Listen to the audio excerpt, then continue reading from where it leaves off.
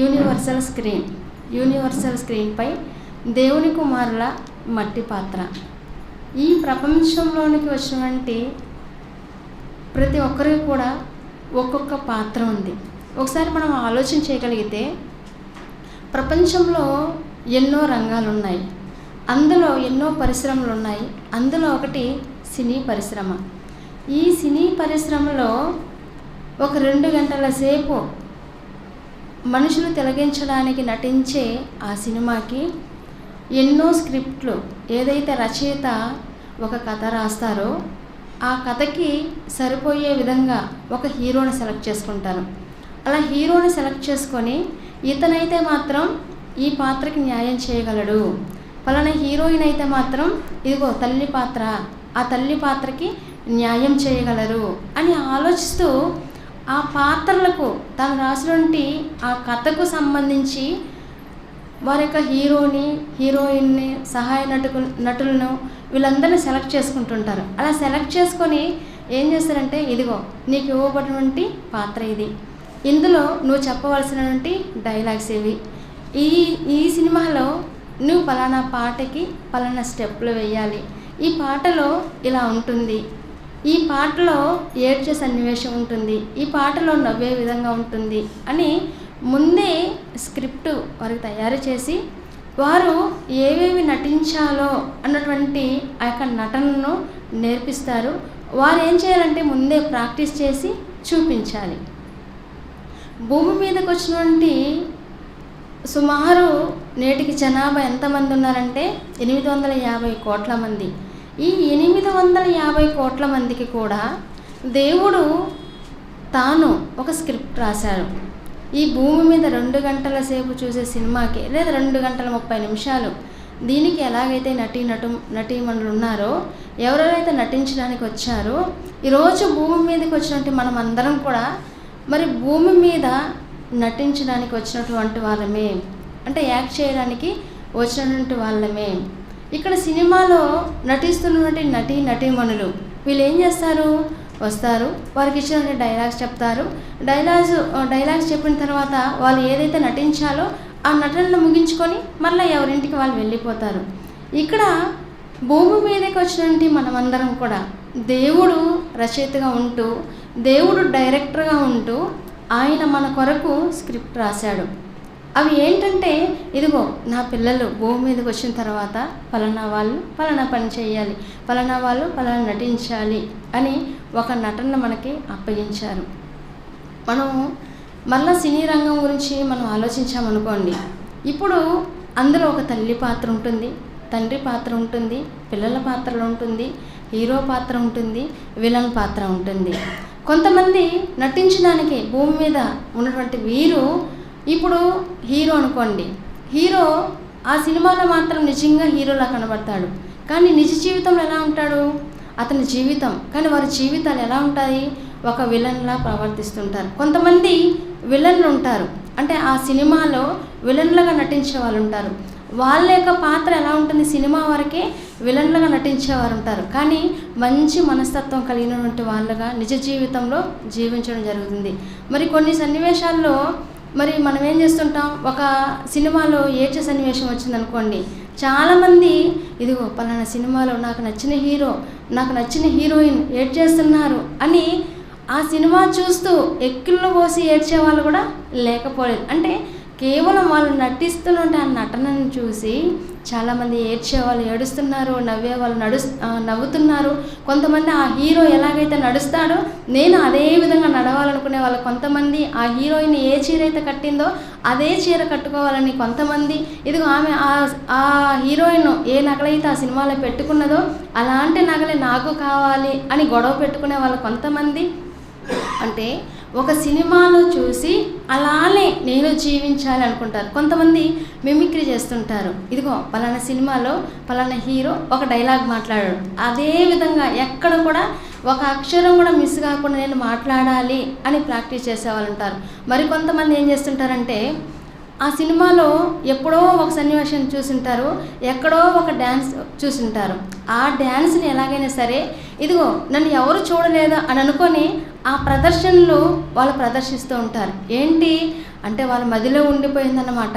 ఏదైతే ఒక సినిమా చూసారో ఆ సినిమాలో చూసినట్టు కొన్ని సన్నివేశాలను గుర్తు చేసుకుంటూ ఇదిగో నన్ను ఎవరు చూడలేదులే అని అనుకొని డ్యాన్స్ వేసేవాళ్ళు కూడా లేకపోలేదు. ఇంతకీ దేవుడు అంటే యూనివర్సల్ స్క్రీన్పై మరి దేవుని కుమారుల మట్టి పాత్ర అని ఒక టైటిల్ బైబిల్ ఓపెన్ యూనివర్సిటీ వారు పెట్టడం జరిగింది. అంటే విశ్వవేదికపై అంటే ఈ విశ్వం వేదికగా ఉందంట. ఇప్పుడు ఈ వేదిక పైన నటించడానికి వచ్చినట్టు వారు కొంతమంది, అదే దేవుని కుమారుల మట్టి పాత్ర.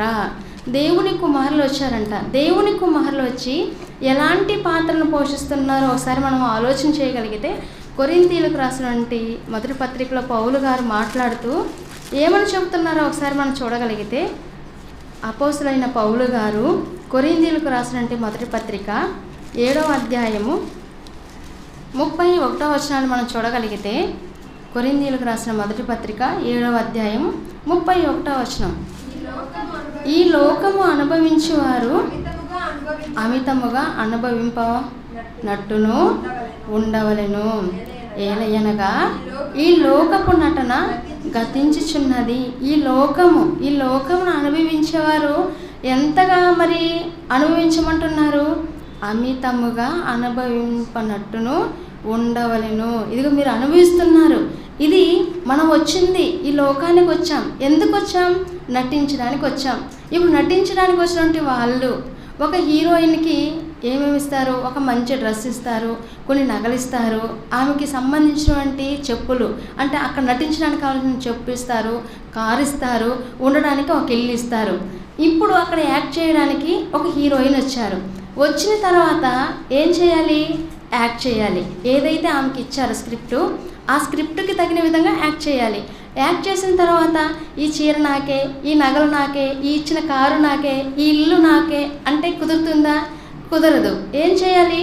ఇదిగో అమ్మ, నీకు ఇచ్చిన స్క్రిప్ట్ అయిపోయింది, నువ్వు నటించాల్సిన నటన అయిపోయింది కనుక ఇవన్నీ విడిచిపెట్టేసి వెళ్ళిపోవాలి అంటారు.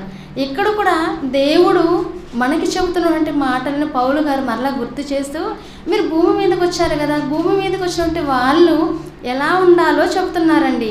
ఈ లోకము అనుభవించేవారు అమితముగా అనుభవింపనట్టును ఉండవలెను.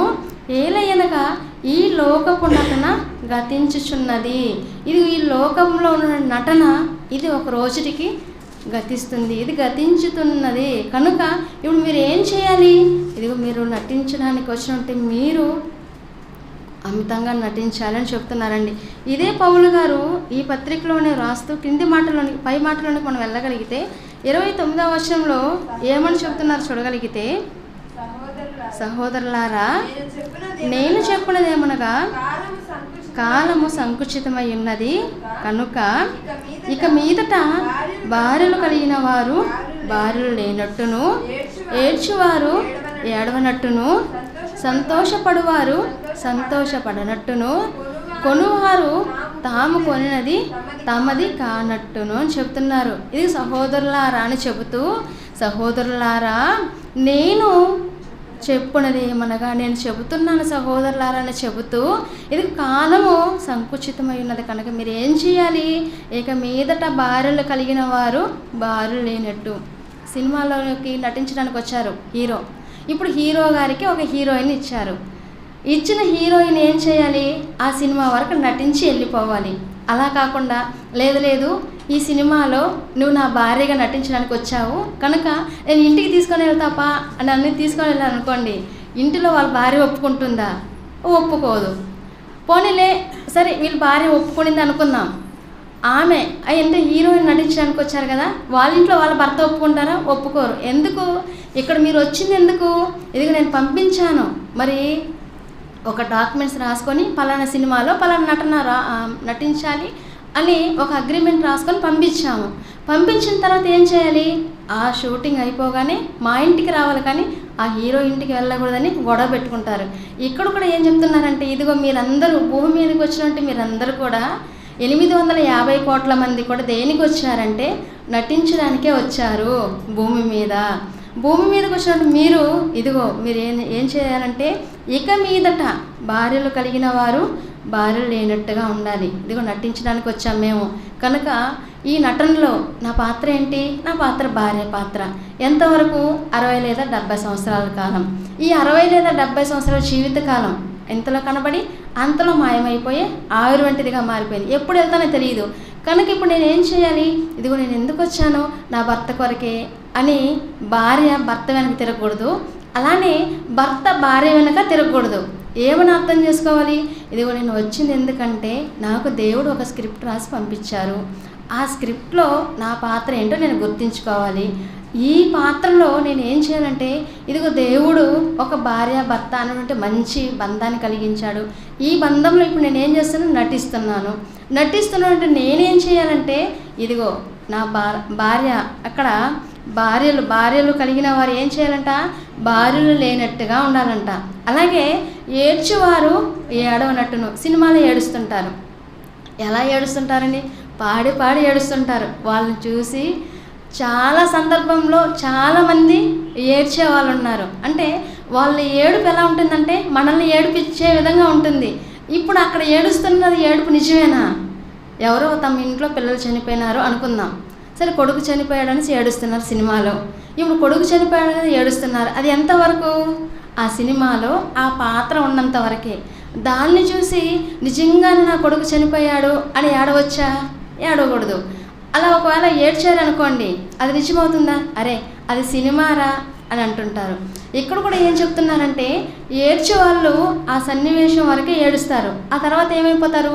ఇదిగో నేను ఆ ఒక్క బిట్టు వరకే నాకు ఏడ్చే అవకాశం ఇచ్చారు, ఏడ్చేశాను, అయిపోయింది అనేసి నవ్వుకుంటూ వెళ్ళిపోతుంటారు. ఇక్కడ ఏడ్చేవారు ఏడవనట్టును, సంతోషపడేవారు సంతోషపడినట్టును. చాలామంది నటీనటుమణులు వారి యొక్క జీవితంలో చాలామంది హాస్య నటులు ఉంటారు కదండి. వారు ఎన్నో సినిమాల్లో ఎంతోమందిని కడుపుబ్బా నవ్వించే వాళ్ళు ఉంటారు.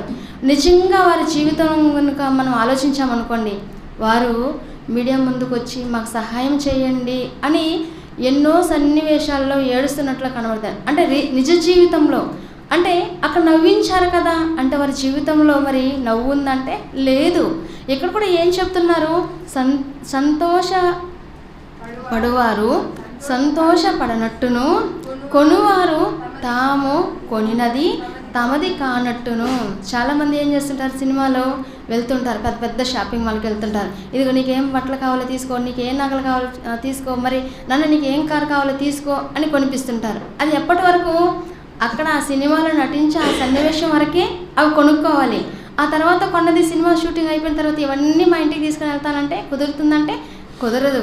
ఇక్కడ కూడా భూమి మీద ఉన్నటువంటి వాళ్ళందరూ ఇదిగో నాకు ఆస్తి కావాలని, నాకు బంగారు కావాలని, నాకు నగలు కావాలని, ఎన్నిటినో మరి నా పిల్లల తదనంతరం వరకు నేను నా ఆస్తిని సమకూర్చి పెట్టాలని ఇలా ఆలోచిస్తుంటారు. మరి ఇవన్నీ ఎవరు తీసుకొని వెళ్తారు? వారు ఏమైనా తీసుకొని వెళ్తారంటే లేదు, కొంటున్నారు. కానీ కొంటున్నది వాళ్ళదేనంటే కాదు. ఇక్కడ ఒకవేళ నువ్వు కొనుక్కున్నా ఇది ఎలా ఆలోచించాలి? ఇది నాది కాదు, నేను కొంతకాలం ఉండి వెళ్ళడానికి వచ్చాను కనుక నేను ఏం చేయాలి? నటించడానికి వచ్చాను కనుక నటించి వెళ్ళిపోవాలి అని అనుకొని కొనాలంట. కొనువారు తాము కొన్నది తమది కానట్టును, ఈ లోకమును అనుభవించి వారు అమితముగా అనుభవింపనట్టును ఉండవలను. ఏలయనగా ఈ లోకపు నటన గతించిపోతుంది. ఈ నటనలో దేవుడు మరి ఎన్నో సన్నివేశాలను పెట్టారండి. ఇప్పుడు యూనివర్సల్ స్క్రీన్పై దేవుని కుమారుల మట్టి పాత్ర అంటే మనం అందరం కూడా నటించడానికి వచ్చాం. నటించడానికి వచ్చినప్పుడు ఏమేమి ఉండాలి? ఒక సినిమా తీయాలంటే లైటింగ్ ఉండాలా? లైటింగ్ ఉండాలి. అలాగే డెకరేషన్ ఉండాలా? డెకరేషన్ ఉండాలి. ఇక కెమెరా ఉండాలా? కెమెరా ఉండాలి. ఆ తర్వాత వేదిక ఉండాలా? ఖచ్చితంగా వేదిక ఉండాలి. చాలా సమయాల్లో మనం ఆలోచించినట్లయితే ఎక్కడైనా ఒక చిన్న పిల్లల ప్రోగ్రాం జరుగుతుంది అనుకోండి, అలాంటప్పుడు ఎలా ఆలోచిస్తారు? ఖచ్చితంగా మనము ఒక స్టేజ్ వేసి ఆ స్టేజ్ పైన వీళ్ళు నిలబడి ఆడుతున్నప్పుడు అందరికీ కనబడే విధంగా ఉండాలి అని అనుకుంటారు. అంటే ఒక వేదిక కావాలి అని ఆలోచిస్తారు. మరి యూనివర్సల్ స్క్రీన్పై దేవుని కుమారులకి ఒక పాత్రనిచ్చినప్పుడు ఇంతకీ ఏవేవి అలంకరింపబడ్డాయి అని మనం చేయగలిగితే, ఒక సూర్యుడు ఉన్నాడు. సూర్యుడు ఏం చేస్తున్నాడు? లైట్ సెట్టింగ్ అన్నమాట. చంద్రుడు ఉన్నాడు, చంద్రుడు లైట్ సెట్టింగ్. ఆ తర్వాత సెలయేర్లు ఉన్నాయి. మనము కొన్ని సన్నివేశాల్లో చూసామనుకోండి, ఒక పాటలో ఎక్కడో కొండపైన ఉంటారు, ఆ తర్వాత ఎక్కడో సెలయేరులో ఉంటారు, మరి ఆ తర్వాత కొంతసేపటికి రోడ్డు పైన ఉంటారు. అంటే ఎలా ఉంటుంది, అప్పుడే కొండపైన, అప్పుడే సెలయేరు దగ్గర, వెంటనే రోడ్డు పైన. అంటే నటించడానికి వచ్చారనమాట. ఇంతకీ దేవుడు వేటిని వేదికగా చేశాడు అని మనం ఆలోచన చేయగలిగితే, ఇప్పుడు నువ్వు వస్తున్నప్పుడు ప్రకృతి అంతా అందంగా ఉండాలి. ఆ ప్రకృతిలో ఎన్నో పండ్లున్నాయి, ఎన్నో కాయలున్నాయి, ఎన్నో పువ్వులున్నాయి, ఎన్నో నదులున్నాయి, ఎన్నో సెలయేరులున్నాయి, ఎన్నో వాగులున్నాయి, ఇవన్నీ ఉన్నాయి. ఎందుకు ఇవన్నీ మనం అనుభవించడానికి. అంటే ఇవన్నీ దేవుడు ముందుగానే సిద్ధపరిచి, ఇదిగో ఈ వేదిక పైకి నాయనా, ఇదిగో నేను పంపిస్తున్నప్పుడు నువ్వు ఎక్కడ బాధపడతావు అందంగా లేదని, కనుక ఇదిగో ఫ్లవర్తో నేను డెకరేట్ చేశాను. ఇంక వెలుతురు కావాలి కదా, లైటింగ్ కావాలి కదా, ఇదిగో సూర్యుని చంద్రుని ఇచ్చాను. ఇక సెలయేర్లు కావాలి కదా, ఇదిగో నువ్వు మరి నటిస్తున్నప్పుడు ఆహ్లాదకరంగా ఉండాలంటే ఏం కావాలి, నీళ్ళని చూడగానే చాలామంది పడుతుంటారు. అలాంటి సంతోషం నువ్వు అనుభవించినప్పుడు ఏం కావాలి, నదులు ఉండాలి, సముద్రాలు ఉండాలి, ఇవన్నీ ఉండాలి. ఇదిగో వీటిని అన్నిటినీ నీకు ముందుగానే నేను సిద్ధపరిచి ఆ తర్వాత నేను భూమి మీదకి పంపిస్తున్నాను నాన్న అని చెప్పి మనల్ని పంపించారండి కన్నతండ్రి దేవుడు. ఒకసారి యేసుక్రీస్తుల వారికి ఎలాంటి పాత్రనిచ్చి భూమి మీదకి పంపించారో ఒకసారి మనం చూడగలిగితే, ఫిలిప్పీలకు రాసిన పత్రిక 2వ అధ్యాయము, ఫిలిప్పీలకు రాసిన పత్రిక 2వ అధ్యాయము 7-8 వచనాలు మనం చూడగలిగితే, మనుషుల పోలికగా పుట్టి దాసుని స్వరూపమును ధరించుకొని తన్ను తానే రిక్తునిగా చేసుకొనును. అంటే ఇక్కడ తండ్రి అయిన దేవుడు మరి తన ప్రియ కుమారుడు, జ్యేష్ఠ కుమారుడు యేసుక్రీస్తు వారిని ఈ భూమి మీదకి నటించడానికి ఎలా పంపించారంట, మనుషుల పోలికగా పుట్టి దాసుని స్వరూపమును ధరించుకొని తన్ను తానే రిక్తునిగా చేసుకొనును. చాలామంది హీరోస్ ఉంటారండి, వాళ్ళని మెగాస్టార్లని, సూపర్ స్టార్లని, రెబల్ స్టార్లని, ఇలా హీరోలకి ఒక్కొక్క హీరోకి ఒక్కొక్క స్టార్ అని పేర్లు పెట్టి పంపిస్తుంటారు. ఇక్కడ రియల్ స్టార్ యేసుక్రీస్తుల వారు ఈ భూమి మీదకి వచ్చారు.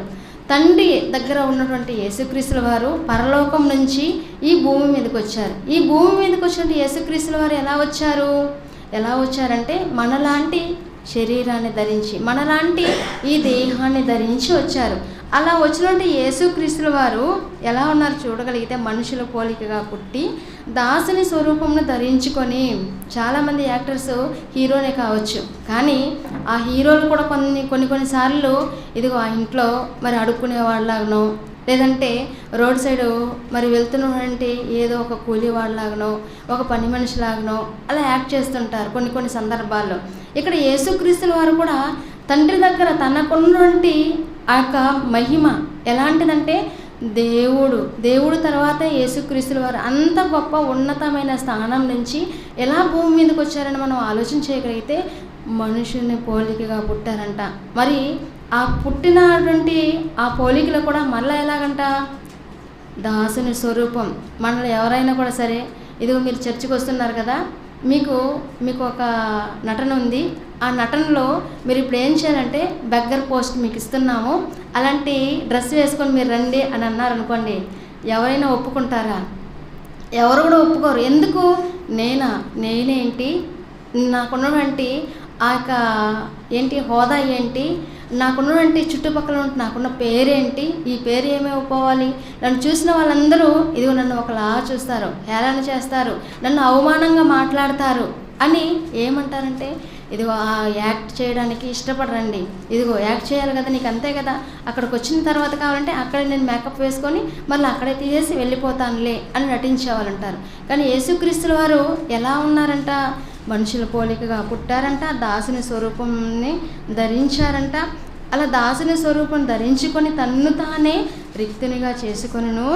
మరియు ఆయన ఆకారమందు మనుషుడిగా కనబడి మరణము పొందునంతగా, అనగా శిలువ మరణము పొందునంతగా విధేయత చూపినవాడై తన్ను తానే తగ్గించుకొనును. యేసుక్రీస్తుల వారు అంటే దేవుని దృష్టిలో ఒక పెద్ద స్టారే, కానీ ఇక్కడ ఎలా ఉన్నారు, ఒక పేదవారిగా ఉన్నారు. తన్ను తానే తగ్గించుకున్నారు. ఎంత తగ్గించుకున్నారంటే ఇదిగో ఒక దీన స్థితి. ఒకసారి ఆ మాటలు కూడా మనం చూడగలిగితే మత్తయి సువార్త 8వ అధ్యాయము, మత్తయి సువార్త 8వ అధ్యాయము 19-20 వచనాలు మనం చూడగలిగితే, మత్తయి సువార్త 8వ అధ్యాయము 19-20 వచనాలు మనం చూడగలిగితే, అంతటా ఒక శాస్త్రి వచ్చి, బోధకుడా, నీవు ఎక్కడికి వెళ్ళినను నీ వెంట వచ్చుదునని ఆయనతో చెప్పాను. ఇక్కడ ఒక శాస్త్రి వచ్చారంట.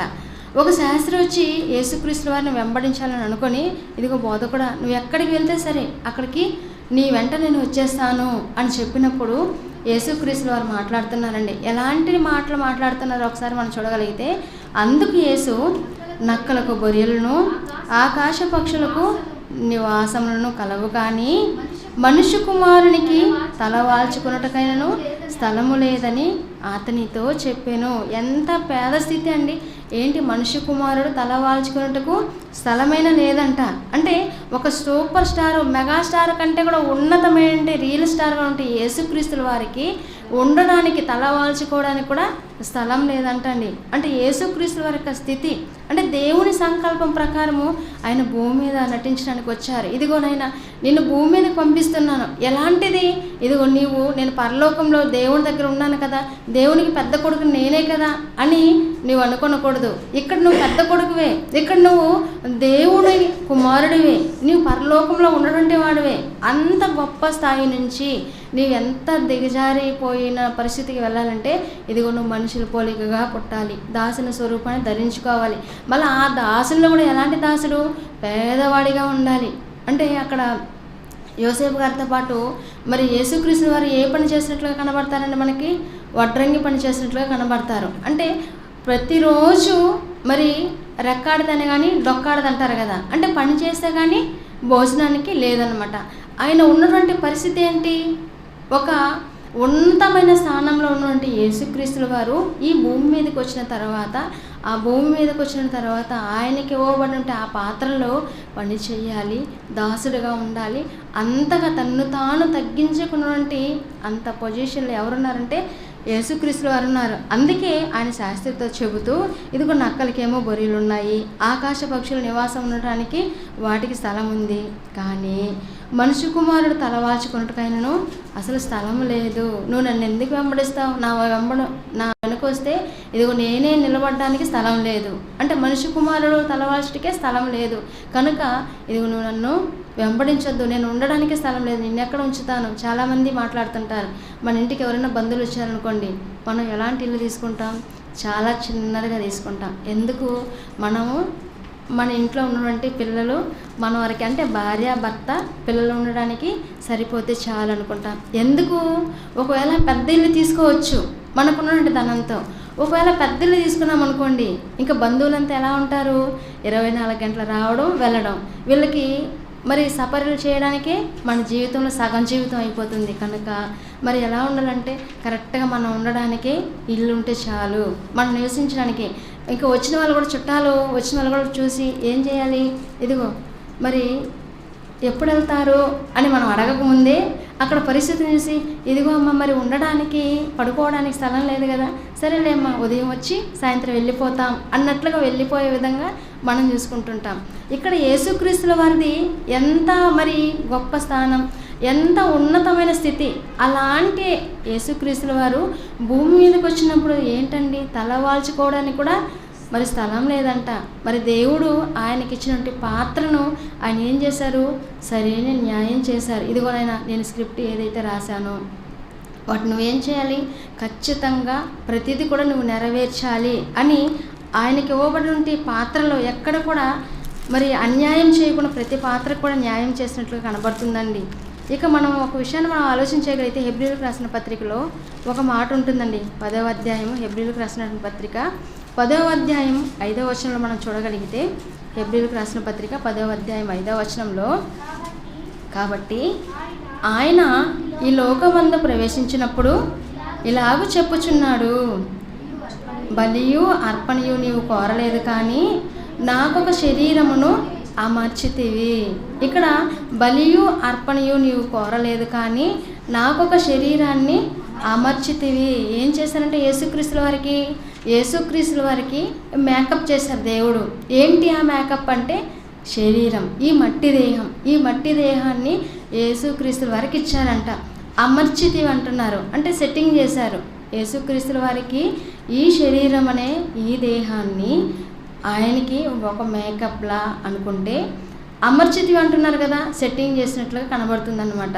బలియు అర్పణ నీవు కోరలేదు కానీ నాకు ఒక శరీరంను నీవు అమర్చితివి అంటే యేసుక్రీస్తుల వారికి ఈ దేహాన్ని అమర్చారంటండి మా తండ్రి అయిన దేవుడు. ఆయన ఈ దేహంలో చివరి క్షణం వరకు ఎలా మరి భూమి మీదకి వచ్చారు కదా, అంటే యూనివర్సల్ స్క్రీన్పై దేవుని కుమారుల మట్టి పాత్ర కదా, ఆయన శరీరధారికి ఈ భూమి మీదకి వచ్చారు కదా యేసుక్రీస్తుల వారు. మరి ఆయన నటనలో ఎక్కడైనా కానీ డైలాగ్స్ ఏమైనా మర్చిపోయారా అని మనం ఆలోచించగలిగితే ఎక్కడ కూడా ఏ డైలాగ్ కూడా మర్చిపోలేదండి. పిన్ టు పిన్ తండ్రి ఏదైతే స్క్రిప్ట్ రాసుకున్నారో, ఒక రచయితగా ఒక డైరెక్టర్గా తండ్రి అయిన దేవుడు ఏదైతే రాసుకున్నారో దానికి న్యాయం సమకూర్చారండి. ఇంతకీ ఆయన న్యాయం సమకూర్చారో లేదో అన్నటువంటి విషయాలు మనం ఆలోచించగలిగితే యోహాను సువార్త 19వ అధ్యాయము 28వ వచనం. ఇప్పుడు మనం ఏ కాలంలో ఉన్నాము? క్రైస్తవ సమాజం ఏ కాలంలో ఉంది? ఇప్పుడు ఏ కాలంలో ఉన్నాము? శ్రమల కాలంలో ఉన్నాము. శ్రమల కాలంలో చివరికి వచ్చేసరికి కొన్ని మాటలు మనం గుర్తు చేసుకుంటుంటాం. అంటే యేసుక్రీస్తుల వారు సిలువపై పలికినటువంటి 7 మాటలు. ఆ మాటలలో చివరి మాట ఏది? సమాప్తమైనది. దానికంటే ముందు మాటల్లో ఒక మాట మనం చూడగలిగితే ఆ మాట చూద్దామండి. యోహాను సువార్త 19వ అధ్యాయం 28వ వచనం. అటు తర్వాత సమస్తమును అప్పటికి సమాప్తమైనదని యేసు ఎరిగి లేఖనము నెరవేరినట్లు నేను దప్పిగొనుచున్నాను అనెను. అంటే తండ్రి ఏదైతే స్క్రిప్ట్ రాసుకున్నారో దాంట్లో చివరిది. చాలామంది కూడా ఇప్పుడు పిల్లలకి ఏదైనా యాక్ట్ చేయమని చెప్పించామనుకోండి, అబ్బా నాకు ఇచ్చిన స్క్రిప్ట్లో పలానా డైలాగ్ ఉన్నది, ఆ డైలాగ్ నేను ఏం చేశాను మర్చిపోయాను, అయ్యో నేను చెప్పలేకపోయాను, అబ్బా ఈ డైలాగ్ ఇంపార్టెంట్ అని మాట్లాడుతుంటారు. ఇక్కడ యేసుక్రీస్తుల వారికి కూడా తండ్రి అయిన దేవుడు కొన్నిటిని రాసి పంపించారు. ఇదిగోనైనా నువ్వు భూమి మీదకి వెళ్ళిన తర్వాత నీవు బాల్యంలో ఈ పనులు చేయాలి, యవ్వన వయసుకు వచ్చేసరికి ఈ పనులు చేయాలి, ఇదిగో మరి సిలువ మీద మరణిస్తావు కదా, నీ మరణానికి ముందు కొన్ని మాటలు ఉన్నాయి, ఇవి విలువైన మాటలని నా పిల్లలుగా ఉన్నటువంటి వారందరూ మాట్లాడతారు. కానీ ఈ మాటలన్నీ కూడా ఏంటో తెలుసా? చివరి క్షణాల్లో చివరి మాటలు ఏంటంటే ఆ స్క్రిప్ట్లో చివరి ఘట్టం అది ఏంటంటే, అటు తర్వాత సమస్తమును అప్పటికి సమాప్తమైనదని యేసు ఎరిగి లేఖనము నెరవేరినట్లు ముందుగా దేవుడు రాసుకుని ఉంటే ఆ స్క్రిప్ట్ అది నెరవేరాలంటే ఏం చేయాలి? నేను దప్పిగొనుచున్నానని చెప్పాలంటండి. అంటే తండ్రి రాసుకున్న స్క్రిప్ట్లో చివరి మాట అంటే ఆ డైలాగ్ ఏంటంటే దప్పిగొనుచున్నాను అన్నటువంటి మాట పలికారంటే యేసుక్రీస్తుల వారు. ఎంత గొప్పవారండి! ఒక తండ్రి దగ్గర ఉన్నతమైన స్థానంలో ఉన్నటువంటి ఆయన భూమి మీదకి వచ్చి, అది కూడా ఎలాగా? మనలాగా మనిషిని పోలికగా, మన ఆ మనుషుల్లో కూడా ఎలాంటి మనిషిగా? చాలా దీనస్థితిలో, అంత దీనస్థితిలో ఉంటూ కూడా తండ్రి చెప్పినటువంటి మాటను, తండ్రి చెప్పినటువంటి పనులను సంపూర్తిగా నెరవేర్చినటువంటి ఒక యేసుక్రీస్తు వరకు జీవితాన్ని దేవుడు మనకు రాసి మన కళ్ళ ముందు పెట్టారండి. ఇదిగో నాయన, ఇదిగో మనిషి కుమారులుగా ఉన్నటువంటి మీరందరూ, మానవులుగా ఉన్నటువంటి మీరందరూ, మీ అందరికీ కూడా ఒక్కొక్క స్క్రిప్ట్ రాశాను. ఎప్పుడు రాశారో ఒకసారి మనం ఆ మాటలు మనం చూడగలిగితే, ఎప్పుడు రాశారంట? మనం ఒకసారి ఎఫెసీయులకు రాసిన పత్రికలో మనము చాలా సందర్భాలు ఆలోచించాం. ఆ సందర్భాల్లో మాట్లాడుతూ ఆ మాటల గురించి మనం చూడగలిగితే, ఎఫెసీయులకు రాసిన పత్రిక 1వ అధ్యాయం 4-6 వచనాల్లో, ఎట్లనగా తన ప్రియుని యందు తాను ఉచితముగా మనకు అనుగ్రహించిన తన కృపామహిమకు కీర్తి కలిగినట్లు తన చిత్త ప్రకారమైన దయా సంకల్పం చొప్పున యేసుక్రీస్తు ద్వారా తనకు కుమారులుగా స్వీకరించుటకై మనలను ముందుగా తన కోసం నిర్ణయించుకొని మనం తన ఎదుట పరిశుద్ధులమును నిర్దోషమై ఉండవలని జగత్తు పునాది వేయబడక మునిపే ప్రేమ చేత ఆయన క్రీస్తులో మనలను ఏర్పరచుకొనును. ఎప్పుడు రాశారంట మనందరి కొరకు స్క్రిప్ట్ అంటే జగత్తు పునాది వేయబడక మునిపే. జగత్తుకు పునాది వేయబడక మునిపే. ఇప్పుడు హీరోయిన్స్ నటించడానికి వస్తారు. వాళ్ళు నటించడానికి వచ్చిన తర్వాత అమ్మ మీరు కూర్చోండి అని అప్పుడు స్టేజ్ ఏర్పాటు చేస్తూ, అప్పుడు లైట్ సెట్టింగ్స్ పెడుతూ, అప్పుడు ఫ్లవర్లన్నీ డెకరేట్ చేస్తూ ఉంటారా? ముందే మొత్తం సెట్ చేసి పెడతారా? ముందే మొత్తం సెట్ చేసి పెట్టి ఇక మీరు వచ్చి యాక్ట్ చేయండి, ఇంకా స్టార్ట్ కెమెరా అంటారు. అంటే ఇంకా మీరు ఏం చేయాలి? ఇంక మీరు నటించండి అని. మనం భూమి మీదకి రాక మునిపే ఏం చేశారు దేవుడు? ఏం చేశారు? మొత్తం సిద్ధపరిచారు. 6 దినాలు సృష్టి అంటే దేవుడు పని చేశారు. 6 దినాలు సృష్టి చేశారు. ఇదిగో మనలందరి కొరకు ముందుగా అన్నిటిని సిద్ధపరిచి, నా పిల్లలైన వారందరికీ తినడానికి ఆహారం కావాలి, వేసుకోవడానికి బట్టలు కావాలి, త్రాగడానికి నీళ్లు కావాలి, నా పిల్లలు నివసించడానికి ఇల్లు కావాలి, నా పిల్లలు మరి ఉండడానికి ముఖ్యంగా గాలి కావాలి అని ప్రతిదాన్ని కూడా సిద్ధపరిచి ఆ తర్వాత నరుని చేసినట్లుగా కనబడుతుందండి. అంటే దేవుని యొక్క ప్రణాళిక ఎప్పటిదంటే జగత్తుకు పునాది వేయబడక మునిపే. ఇది యేసుక్రీస్తుల వారి యొక్క పాత్ర. యేసుక్రీస్తుల వారు మరి తండ్రి రాసుకున్న స్క్రిప్ట్ ప్రకారంగా నడుచుకున్నారు. ఇక మరొకరి గురించి మనం ఆలోచించామనుకోండి, మరొక నటులు ఉన్నారు. ఆయన ఎవరంటే మోషే గారు. మరి ఆయన ఎలా నటించారు? ఒకసారి ఆ మాటలు కూడా మనం చూడగలిగితే, హెబ్రీయులకు రాసిన పత్రిక మోషే గారికి ఇవ్వబడినటువంటి ఆ యాక్ట్ ఏంటో ఒకసారి మనం చూడగలిగితే, హెబ్రీయులకు రాసిన పత్రిక 11వ అధ్యాయము 24వ వచనం. హెబ్రీయులకు రాసిన పత్రిక 11వ అధ్యాయం 24వ వచనం నుంచి మనం చూడగలిగితే, మోషే పెద్దవాడైనప్పుడు విశ్వాసమును బట్టి ఐగుప్తు ధనము కంటే క్రీస్తు విషయమైన నింద గొప్ప భాగ్యమని ఎంచుకొని అల్పకాలము పాపభోగం అనుభవించట కంటే దేవుని ప్రజలతో శ్రమ అనుభవించట మేలని యోచించి ఫరో కుమార్తెకు కుమారుని అనిపించుకున్నటకు ఒప్పుకొనలేదు. ఏలయనగా అతడు ప్రతిఫలముగా కలుగుబోవు బహుమానమందు దృష్టి ఉంచెను. మోషే గారు అంటండి, మోషే గారి కొరకు దేవుడు ఒక స్క్రిప్ట్ రాసుకున్నారు. ఎన్నిసార్లు అండి? బాల్యం నుంచి ఎలాగైనా సరే మోషే గారు చంపబడాలని. ఆయన మోషే గారు కాపాడబడ్డారా లేదా? కాపాడబడ్డారు. ఆ తర్వాత 2 సంవత్సరాల పిల్లలందరినీ చంపేయాలనుకున్నప్పుడు అప్పుడు కాపాడబడ్డారు. ఆ తర్వాత మరి ఏం చేశారు? ఫరో కుమార్తె వచ్చింది. ఇదిగోనైనా ఒక్క మాట చెప్పు, ఇదిగో నీవు నా కుమారుడివి అని ఒక్క మాట ఒప్పుకో, ఇదిగో ఈ రాజ్యం అంతా నీకే, ఈ ఐశ్వర్యం అంతా నీకే, ఇదిగో నీవు రాజు తర్వాత నీవేనైనా రాజు, నీవు నా కొడుకు అని మాత్రం ఒప్పుకో అని చెప్తే ఆయన ఏం చేశారు? ఇదిగో ఆమె కొడుకు అని చెప్తే అతనికి రాజ్యం వస్తుంది. కానీ అతను ఒప్పుకోలేదంట అండి. మోషే పెద్దవాడైనప్పుడు విశ్వాసమును బట్టి ఐగుప్తు ధనము కంటే క్రీస్తు విషయమైన నింద గొప్ప భాగ్యములు ఎంచుకొని అల్పకాలము పాపభోగం అనుభవించడం కంటే దేవుని ప్రజలతో శ్రమ అనుభవించడం మేలు అని యోచించి ఫరో కుమార్తె యొక్క కుమారుని అనిపించుకున్నట్టు ఒప్పుకొనలేదు. ఎందుకంటే అతడు ప్రతిఫలముగా కలుగుబో బహుమానమందు దృష్టి ఉంచెను. నాకు కావాల్సింది ఏంటి? నాకు పరలోకం కావాలి. నేను ఎలాగైనా సరే తండ్రి ఉన్నటువంటి లోకాన్ని సంపాదించుకోవాలి. ఈ లోకంలో ఉన్నటువంటి ఈ ధనాన్ని చూసి మోసపోయానా? నేను ఇక్కడే ఉండిపోతాను. నేను దేవుడు నుండి లోకానికి, దేవుడు నుండి రాజ్యాన్ని నేను సంపాదించుకోలేను. ఇదిగో దేవుడు నాకు ఇచ్చిన స్క్రిప్ట్ ఏంటో తెలుసా? ఇదిగో ఈ శ్రమలు అనుభవించాలి, ఈ బాధలు అనుభవించాలి, ఇదిగోనైనా నీకు ఇవ్వబడిన పని నువ్వు చెయ్యాలి అని చెప్పారు. కనుక దేవుడు నాకు అప్పగించిన పనిని నేను చెయ్యాలని ఒక మోషే గారు గొప్పగా యాక్ట్ చేశారండి. అందుకే ఈ 11వ అధ్యాయంలో ఎంతమంది ఉంటారంటే చాలామంది ఉంటారు. వీరందరూ ఎవరంటే విశ్వాస వీరుల జాబితా అని వ్రాయబడుతుంది. ఎంతమంది ఉన్నారండి? చాలామంది ఉన్నారు. ఒక అబ్రహాం గారా, ఒక ఇస్సాక్ గారా, ఒక యాకోబు గారా, ఒక మోషే గారా, ఆ తర్వాత చివరికి వచ్చేసరికి గిద్యోను, బారాకు, సంసోను, యొప్తా, దావీదు, సమూయేలు, ఇదిగో ఇలా ఎంతోమంది ఉన్నారు. వీరందరూ ఎందుకు వచ్చారు?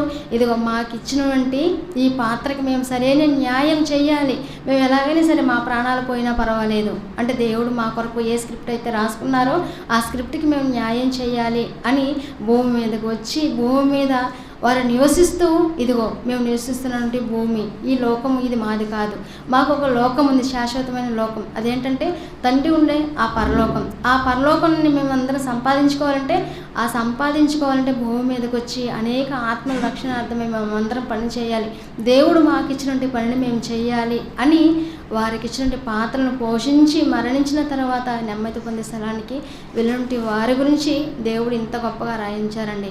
ఈ మోషే గారు కూడా మరి ఎలాంటి జాబితాలో ఉన్నారంటే విశ్వాస వీరుల జాబితాలో. మరి మోషే గారు మరి నా ఇల్లంతటిలో నమ్మకమైన వాడు, సాత్వికుడు అని దేవుడే మోషే గారి గురించి సాక్ష్యం ఇస్తున్నారండి. మరో మాట మనం చూడగలిగితే ఇదే హెబ్రీయులకు రాసిన పత్రిక 12వ అధ్యాయము 1వ వచనాన్ని మనం చూడగలిగితే, ఇంత గొప్ప సాక్షి సమూహము మేఘము వలె మనలను ఆవరించి ఉన్నందున మనము కూడా ప్రతి భారమును సులువుగా చిక్కులు పెట్టు పాపమును విడిచిపెట్టి విశ్వాసమునకు కర్తయు దాన్ని కొనసాగించేవాడిని యేసు వైపు చూచుచు మన ఎదుట ఉంచబడిన పందెంలో ఓపికతో పరిగెత్తదము. ఆయన తన ఎదుట ఉంచబడిన ఆనందం కొరకై అవమానమును నిర్లక్ష్యపెట్టి సిలువను సహించి దేవుని సింహాసనం యొక్క కుడి పార్శ్వమున ఆసీనుడయ్యను. ఏంటండి, యేసుక్రీస్తుల వారు ఇదిగో తన ఎదుట ఉంచబడిన ఆనందం కొరకై అవమానాన్ని ఏం చేశారంట, నిర్లక్ష్య పెట్టారంట. అలా నిర్లక్ష్య పెట్టి సిలువని సహించి దేవుని సింహాసనం యొక్క కుడి పార్శ్వమున ఆసీనుడై ఉన్నారు. అంటే వీరందరి గురించి చెప్తున్నారు, యేసుక్రీస్తు వారు ఎలా జీవించారో అన్నటువంటి యేసుక్రీస్తు వారి జీవితం గురించి మరి మనకి నేర్పిస్తున్నారండి. మనం కూడా భూమి మీదకి వచ్చాం. భూమి మీదకి వచ్చినట్టు మనం కూడా మనకి ఇవ్వబడిన పాత్రలో మనం ఏం చేయాలి? ఇదిగో మనం ఉన్నది ఎంతకాలం, 60 లేదా 70 సంవత్సరాల కాలం. ఈ 60 లేదా 70 సంవత్సరాల కాలంలో మనం ఏం చేయడానికి వచ్చామంటే మనకి దేవుడు అప్పగించినటువంటి ఆ పాత్రను పోషించడానికి వచ్చాము. అది ఎలాంటి పాత్ర? ఒక పాట పాడడానికి ఒక చక్కటి స్వరాన్ని దేవుడిచ్చాడు కదా, ఇదిగో పాట పాడతావు, పాట పాడు. ఇది నీకు ఇవ్వబడినటువంటి సింగర్ పోస్ట్ అనమాట. లేదా మరి దేవుని మాటలు చెప్తావా? ఓకే, ఆ మాటలు చెప్పు. లేదా ప్రకటించే వారికి సహాయ నటులు ఉంటారు కదండి, నటులే కాదు, ఒక సినిమా మరి సూపర్ హిట్ అవ్వాలనుకోండి, ఎంతమంది ఉంటారు? అందులో పిల్లలు ఉంటారు, పెద్దలు ఉంటారు, మరి హీరోయిన్స్ ఉంటారు, వారికి తల్లిదండ్రులుగా ఉంటారు, వారికి మరి సహాయ నటులు అన్నటువంటి వారు అనేక మంది ఉంటారు. ఈరోజు సంఘంలో మనం అందరం కూడా భూమి మీదకి వచ్చిన మనం అందరం కూడా తండ్రి అయిన దేవుడు యేసుక్రీస్తు వారికి ఎలాంటి పని అప్పగించారో క్రీస్తుని నమ్ముకున్నటువంటి మనకి అలాంటి పనులే దేవుడిచ్చాడు. కనుక ఆ దేవుని పనుల్లో ఆయా పాత్రలు పోషించడానికి మనం అందరం భూమి మీదకి వచ్చామని తెలుసుకొని మనం ఏం చేయాలి? ఆయా పాత్రలో మనం అందరం కూడా మరి యాక్ట్ చేసేవారిగా ఉండాలి.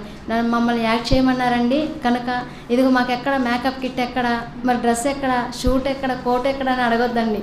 మనం అందరం దేవుని పనిలో ఒక్కొక్కరు ఒక్కొక్క పని చేస్తూ ముందుకు వెళ్ళాలి. అంటే తండ్రి ఉన్న లోకాన్ని సంపాదించుకోవాలంటే ఈరోజు భూమి మీద ఉన్నటువంటి వాళ్ళు ఎంతోమందికి మరి దేవుని మాటలు తెలుసా అంటే తెలియదు.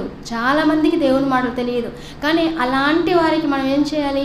దేవుని మాటలను తెలియపరిచేవారిగా ఉండాలి. ఇక ప్రేక్షకులు ఎవరెవరు ఉన్నారో ఒకసారి ప్రేక్షకులను కూడా మనం చూడగలిగితే మనం ఎక్కువగా ఎలాంటి వారిని కోరుకుంటాం?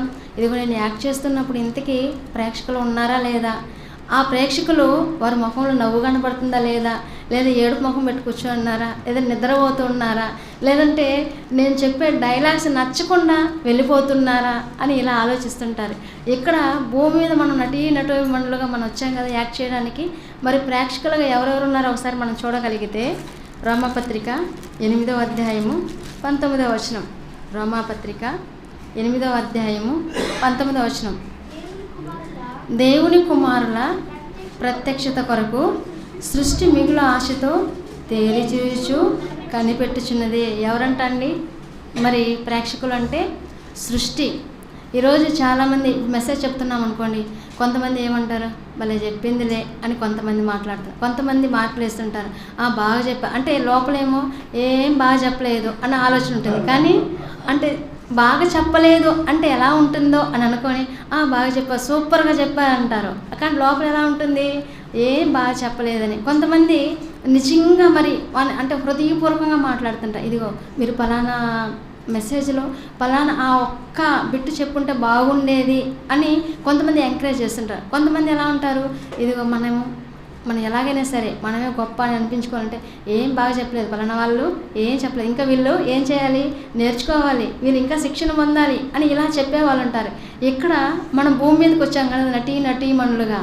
మరి మనం నటించడానికి వచ్చినప్పుడు మన నటనని కొంతమంది చూస్తున్నారు. ఎవరు వాళ్ళంటే ప్రేక్షకులుగా ఉన్నారు. ఆ ప్రేక్షకులు మన గురించి రిపోర్ట్ వెళ్ళి దేవునికి చెప్తారు, ఇదిగో తండ్రి మరి నీకు కుమార్తెను భూమి మీదకి పంపించావు, ఆమెను తిరుపతిలో పెట్టావు. తిరుపతిలో పెట్టిన తర్వాత ఆమెకి ఇచ్చినట్టు ఆ యాక్ట్లో ఏం చేస్తుంది? సరిగ్గా యాక్ట్ చేయలేదు. ఇప్పుడు ఆమె ఏం చేయాలి?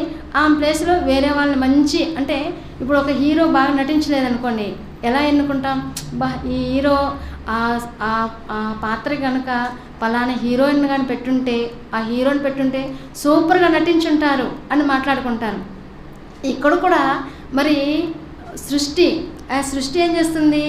దేవుని కుమారుల ప్రత్యక్షత కొరకు సృష్టి మిగులు ఆశతో తేరి చూచుచు కనిపెట్టుచున్నది. దేవుని పిల్లలుగా ఉంటే మనం, దేవుడు మనకిచ్చినటువంటి ఆ స్క్రిప్టు కరెక్ట్గా చేస్తున్నామా లేదా, నటిస్తున్నామా లేదా, లేదంటే పైనే ఎవరు చూడలేదులే అని మన నటన నిజంగా మన మనస్సాక్షి తెలుస్తుంది. అంటే దేవుని సన్నిధిలో ఎలా ఉన్నాము, బయట ఎలా ఉన్నాము, ప్రయాణాలు ఎలా ఉన్నాము, మార్గ మధ్యలో ఎలా ఉన్నాము, చుట్టుపక్కల మన ఇంట్లో ఉన్న వారి గురించి చుట్టుపక్కల వాళ్ళు ఎలాంటి మరి మంచి లక్షణాలు కలిగి ఉన్నారు, అంటే మన మీద మంచి అభిప్రాయం కలిగి ఉన్నారా లేదా అని మరి మనం కొన్ని విషయాలు ఆలోచిస్తాం. ఇక్కడ దానికంటే ముఖ్యంగా సృష్టి చేస్తుందంట అండి. ఎవరు చూసినా, ఎవరు మీకు బహుమతులు ఇచ్చినా ఇవ్వకపోయినా, రివార్డులు ఇచ్చినా ఇవ్వకపోయినా సృష్టి ఏం చేస్తుందంట?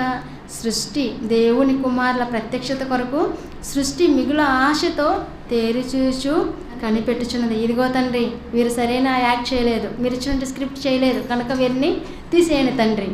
లేదు తండ్రి, వీళ్ళు మీరిచ్చినటువంటి ఆ నటన సూపర్గా నటించారు, బాగా యాక్ట్ చేశారు. ఇదిగో మీరు ఇచ్చిన పనిని యేసుక్రీస్తుల వారు ఎలాగైతే లాస్ట్లో చివరి ఘట్టంలో ఇదిగో నాకు దాహం వేస్తుంది అని లేఖనం నెరవేరినట్లుగా నేను దప్పికొనుచున్నాను అని ఎలాగైతే చెప్పారో, ఎక్కడ కూడా ఒక పొల్లు పోకుండా కూడా ఒక చిన్న బిట్టును కూడా విడిచిపెట్టకుండా నెరవేర్చారు తండ్రి అని మన మీద సాక్ష్యం చెప్తుందంట అండి. కనుక భూమి మీదకి వచ్చినట్టు మనమందరం కూడా విశ్వవేదికపై మరి మనకి ఇవ్వబడినటువంటి పాత్రలు నటించడానికి వచ్చిన మనమందరం కూడా మనం ఏం చేయాలి? దేవుడు మనకిచ్చిన పాత్రకి సరైన న్యాయం చేసేవారిగా ఉన్నారు. ఒకసారి చివరిగా ఒక మాట మనం చూడగలిగితే తిమోతికి రాసినటువంటి మొదటి పత్రిక, తిమోతికి రాసినటువంటి అపోస్తులైన పౌలు గారు తిమోతికి రాసినటువంటి మొదటి పత్రిక 6వ అధ్యాయము, తిమోతికి రాసినటువంటి మొదటి పత్రిక 6వ అధ్యాయము 18-19 వర్షాలను మనం చూడగలిగితే, వారు వాస్తవమైన జీవమును సంపాదించుకునే నిమిత్తము రాబో కాలమునకు మంచి పునాది తమ కొరకు వేసుకొనుచు మేలు చేయువారును, సత్క్రియలు అను ధనము గలవారును, ఔదార్యము గలవారును, తమ ధనములో ఇతరులకు పాలిచ్చువారనై ఉండవలని వారికి ఆజ్ఞాపించము. ఇక్కడ చెప్తున్నారని, వారు వాస్తవమైన జీవం సంపాదించుకోవడానికి, పరలోకాన్ని మనం సంపాదించుకునే నిమిత్తము రాబో కాలానికి మనం ఏం చేయాలంట? మంచి పునాది వేసుకోవాలి. ఒక బండ మీద పునాది ఉందనుకోండి, ఆ బండ మీద ఉన్నటువంటి పునాది బండ మీద వేసుకున్నప్పుడు ఆ ఇల్లు గాలి వచ్చినా, వాన వచ్చినా, తుఫాను వచ్చినా కొట్టుకొని పోతుందా? కొట్టుకొని పోదు.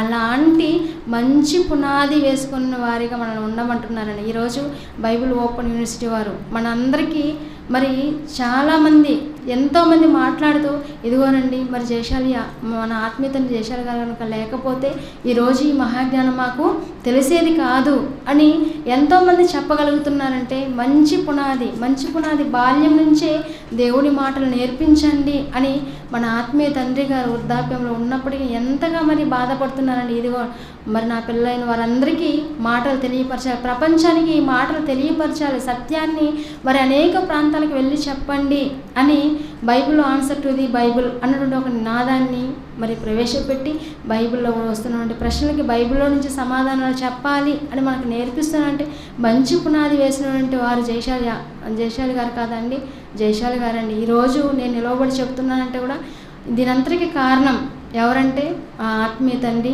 జయశాలి గారు మాత్రమే. ఇదిగో బైబిల్ ఓపెన్ యూనివర్సిటీ వారు ఈ పాఠాన్ని ప్రవేశపెట్టారంటే, ఇదిగో భూమి మీదకి వచ్చినట్టు మనిషి ఎందుకు వస్తున్నాడో, మరి ఎందుకు ఎవరి కొరకు బ్రతుకుతున్నాడో, బ్రతికిన తర్వాత మరణించిన తర్వాత ఎక్కడికి వెళ్ళిపోతున్నాడో అన్నటువంటి విషయాన్ని తెలియక జీవిస్తున్నాడు. అలాంటి వారి కొరకు ఇదిగో భూమి మీదకి వచ్చినట్టు మనమందరం కూడా నటీమణులుగా ఉంటున్నామని తెలుసుకొని మనకి ఇవ్వబడి ఉంటే పాత్రలో మనకి ఏ మరి ఆ స్క్రిప్ట్ ఇచ్చారు దేవుడు, వాటిని అన్నింటినీ సక్రమంగా నెరవేర్చే వారిగా ఉంటూ, దేవుణ్ణి ఆనందపరిచే వారిగా ఉంటూ, దేవుడిని వంటి లోకానికి చేరుకోవాలని ప్రతి ఒక్కరిని కోరుకుంటూ, విశ్వవేదికపై మరి మన పాత్ర ఏంటో అనే విషయాన్ని మనం అందరం తెలుసుకున్నాం కనుక ఇదిగో మరి ఎంత మరి దేవుని ప్రణాళిక మన మీద ఉందో, దేవుడు ఎంతగా మనల్ని కావాలనుకున్నాడో, ఎప్పుడు మన అందరినీ కావాలనుకున్నాడంటే జగత్తు పునాది వేయబడక మునిపే మనందరినీ కావాలనుకున్నాడు.